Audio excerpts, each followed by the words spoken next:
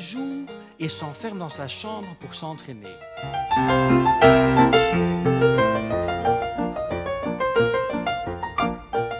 Ses parents se font des soucis et ils poussent leur fils à sortir de temps en temps de chez lui. Et c'est ainsi qu'il rencontre une fille. C'est une belle fille. Elle s'appelait Nathalie. Paul est ébloui par la beauté de Nathalie. Et pour la séduire, il décide de sortir le grand jeu. Est-ce que je peux vous demander de jouer pendant un petit instant le rôle de Nathalie? Oui. Quel est votre prénom? Non, Nathalie.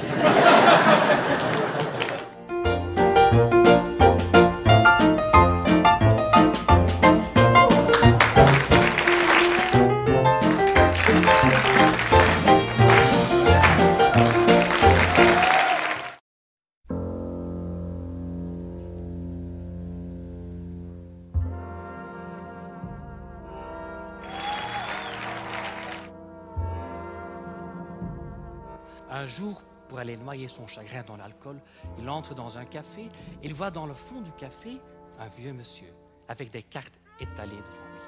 Alors Paul s'approche et lui demande s'il peut montrer un tour.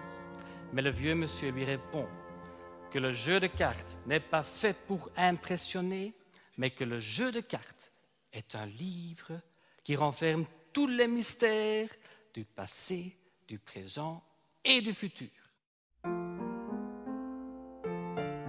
Paul tourne la première page.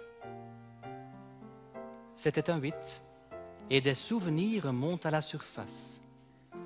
Il se voit à l'âge de 8 ans quand il assiste au spectacle d'un magicien avec papy et mamie.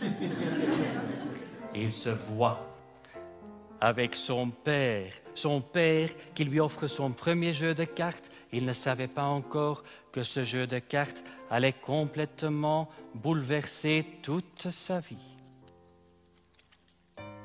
Il se voit à l'âge de 17 ans.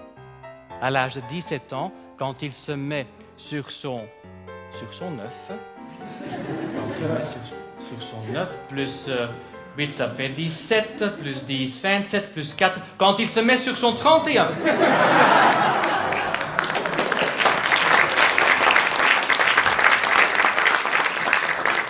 Pour aller danser et qu'il rencontre Nathalie, une jeune dame de 26 ans.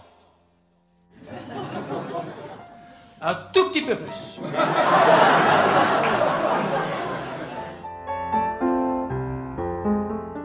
Il décide de changer. Il décide de couper avec le passé et de ne plus faire que ce que son cœur lui dit de faire.